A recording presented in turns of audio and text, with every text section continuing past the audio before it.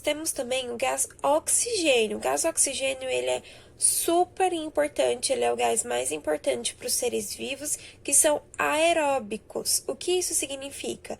Que são aqueles que precisam obrigatoriamente do gás oxigênio para sobreviver, ok? Nós temos também os seres vivos que são anaeróbicos. Se eles são anaeróbicos, eles não precisam do gás oxigênio para sobreviver, ok? Nós temos algumas bactérias que são anaeróbicas, mas a maioria dos seres vivos, plantas, animais, são aeróbicos. Além disso, o gás oxigênio ele é muito importante também para a reação de combustão. O que é a reação de combustão? A presença da formação de fogo. Então, nós temos aqui um exemplo, ó. Eu tenho uma vela, que é o meu combustível, certo? Poderia ser também um fósforo. E aqui eu tenho a chama. O copo está aberto, certo? Eu acendi aqui essa vela e tampei a vela. Tampei a vela com o copo.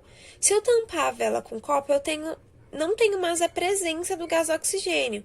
O gás oxigênio não vai entrar mais aqui dentro desse experimento e eu vou ter o apagamento do fogo, ok? Então, enquanto eu tiver a presença de gás oxigênio, eu tenho fogo ali formado. Quando eu cesso o meu gás oxigênio, quando eu não tenho mais a presença desse gás oxigênio, eu não tenho mais a minha reação de combustão, que é a minha formação de fogo, sempre com um combustível, mas a presença de oxigênio. Tudo bem? O gás carbônico, ele é outro gás muito importante. Percebam aqui, ó, que a representação dele é o C, que é o carbono, e o O de oxigênio com duas moléculas. Então, aqui eu tenho o dióxido de carbono ou o gás carbono. Por que é chamado também de dióxido de carbono? Porque eu tenho duas moléculas de oxigênio e uma molécula de carbono. Tudo bem? Essa é a representação química dele. O gás carbônico ele é importante por três coisas. A primeira delas é porque ele participa da fotossíntese. Então, lembrem-se que na fotossíntese eu tenho a absorção de água, de luz solar e de gás carbônico e a liberação de oxigênio. Já na respiração dos seres humanos é ao contrário, ok? Eu tenho o consumo de oxigênio, eu respiro oxigênio e libero gás carbônico. O gás carbônico, ele também é importante porque ele impede a reação de combustão. Então, se eu jogo, por exemplo, o extintor de incêndio, ele é composto dentro das suas substâncias por gás carbônico. Então, quando a gente ativa esse extintor de incêndio, eu tenho uma expulsão de um gás branco, que é representado pelo gás carbônico, e eu não consigo ter a minha reação de combustão, ok? Porque eu vou estar consumindo todo o oxigênio daquela região através do meu gás carbônico, ok? E ele também é importante porque ele mantém a temperatura da Terra, tá? Então, o gás carbônico ele é muito importante porque ele consegue manter essa temperatura da Terra em torno ali dos seus até 40 graus, tá? 40 graus agora, aumentando mais por conta do aquecimento global, que nós vamos conversar daqui a pouquinho, ok? Mas o gás carbônico ele é importante, principalmente por manter essa temperatura da Terra, para a temperatura da Terra aqui não ficar nem tão alta e nem tão baixa, ok? O gás carbônico, ele participa de dois efeitos que são muito importantes aqui para a Terra, tá? O efeito estufa, ele acontece de forma natural, então ele é muito importante, ok? Então, sempre que vocês forem ouvirem, aumentou o efeito estufa, diminuiu o efeito estufa, vamos entender o que é esse efeito estufa, ok? Bom, aqui nesse esquema nós temos a representação. Os gases do efeito estufa, principalmente o dióxido de carbono, né, o gás carbônico, permitem que a luz do sol passe sobre eles. Então, aqui, ó, nós temos uma camada, tá sendo representada de cinza, dos gases do efeito estufa, um principal é o gás carbônico. Os raios solares, a emissão de luz do sol, passa por esses gases e chega até a Terra. Parte dessa luz solar é refletida para as nuvens e volta para a superfície terrestre, ok? Parte dela é acumulada pelo planeta Terra. Isso permite com que a gente fique quente, que nosso planeta não seja totalmente gelado, tudo bem? Esses mesmos gases, porém, refletem parte do calor gerado pela luz do Sol. Este calor é refletido de volta para a superfície pelas moléculas dos gases do efeito estufa, gerando mais calor. Então, aqui, ó, eu tenho nessa camada, eu posso gerar o reflexo desses gases que ficaram presos aqui dentro dessa camada do efeito estufa, e eu vou ter sempre a temperatura ideal mantida ali na atmosfera terrestre, ok? Então, aquilo que eu falei, não fica nem muito quente e nem muito frio. Tudo bem? Então, o efeito estufa básico é esse. O Sol vai emitir radiação, né, luz solar para a Terra, uma parte é liberada e outra parte fica contida aqui, fica presa, vamos assim dizer, entre a Terra e o efeito estufa, entre essa camada de estufa, por isso que é chamada de efeito estufa. E aí a Terra sempre vai conseguir manter a sua temperatura, ok? Um problema disso é o aquecimento global. Quando eu tenho um aumento na emissão desses gases carbônicos na atmosfera, seja pelo desmatamento, pela poluição, pelas queimadas, tá? Eu tenho vários efeitos na Terra e nós vamos ver agora por que o aquecimento global ele é prejudicial, tá? Lembram que a gente acabou de falar sobre o efeito estufa? Então, aqui nesse esquema eu tenho o Sol emite energia para a Terra, a energia vai chegar para a Terra, certo? Parte volta para o espaço. Uma parte é absorvida pelo CO2, que é pela camada do efeito estufa, e fica retida aqui na Terra. Se eu tenho um aumento da concentração desse gás CO2, eu tenho um aumento maior dessa espessura do efeito estufa. Então, eu não consigo manter essa temperatura ideal nessa camada da Terra. Ela vai se elevar. Por isso, eu tenho aquecimento global. Eu tenho um aumento na concentração de CO2 aqui, sendo emitida pela Terra.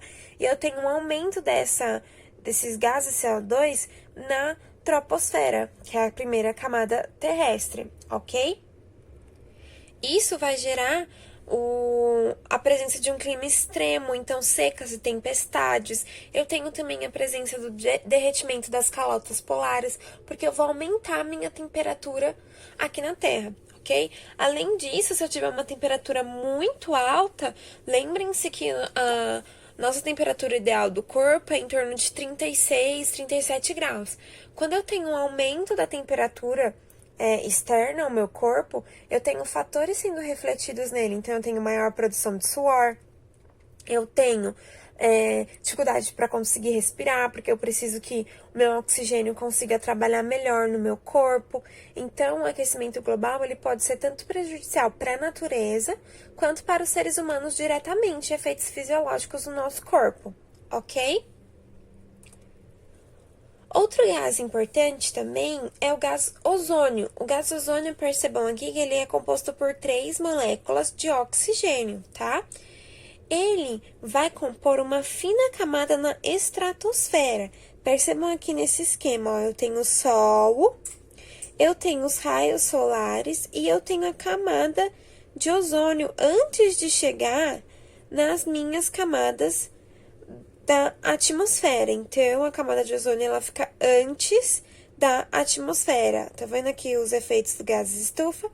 Por que essa camada de ozônio é muito importante? Porque ela é um escudo protetor contra os raios ultravioletas B e ultravioleta C. Então, aqui eu tenho uma representação melhor. Tenho a camada de ozônio aqui sendo representada de azul. Tem os raios, UVC, ultravioletas C, que são totalmente 100% absorvidos pela minha camada de ozônio. Tem os raios UVB, que são 95% absorvidos pela minha camada de ozônio. E tem os raios UVA, que são os raios mais leves do Sol, que são 100% absorvidos, tá? Se não existisse a camada de ozônio, na Terra iriam chegar os raios UVC e UVB, que são os raios mais potentes do Sol. São os raios que vão causar podem causar até queimaduras, podem queimar as florestas. Então, por isso que a camada de ozônio é importante, porque ela faz um escudo protetor, uma barreira mesmo, para impedir a presença desses raios UVC e UVB aqui na Terra. O UVB tem uma menor quantidade, os 5%. O UVA, eles são os raios que permitem que nosso planeta seja aquecido, tá? Mesmo assim, nós precisamos usar protetor solar todos os dias, ok? Não só precisamos usar protetor solar quando nós vamos à praia, nós precisamos usar protetor solar todos os dias, porque os raios UVA, que são aqueles que são absorvidos em menor quantidade pela camada de ozônio, eles atingem a nossa pele, eles queimam a nossa pele, por mais que a gente perceba em maior quantidade quando nós estamos expostos na praia, na piscina, porque nós estamos de biquíni, de sunga, né? O nosso corpo está mais desprotegido do que no dia a dia.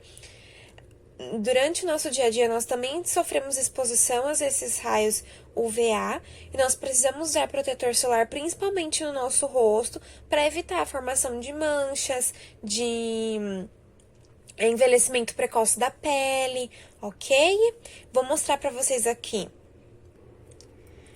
Aqui, nessa primeira imagem, eu tenho uma representação aqui de um rosto de uma pessoa idosa, onde nessa região eu tenho envelhecimento com o uso do protetor solar todos os dias, e nessa região eu tenho envelhecimento sem o uso do protetor solar. Então, percebam aqui que a pele fica rachada, craquelada, parecendo mesmo uma terra batida do sertão.